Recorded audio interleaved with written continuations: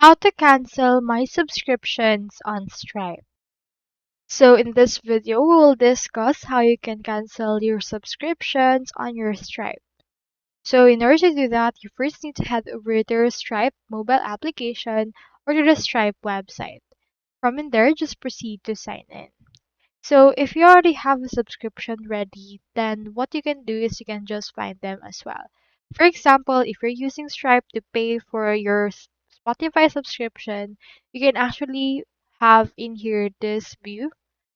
As you can see, according to Stripe, if you have a subscription made through Stripe, you need to contact the business directly. In this case, is Spotify, because Stripe is not authorized to cancel subscriptions on behalf of customers. So if the business is unresponsive or potentially fraudulent, you can contact your bank for recommendations on how to proceed. So from in there, you can actually just contact the merchant or your bank in order to cancel your subscriptions. So that's all there is today, and I hope this video helped you out.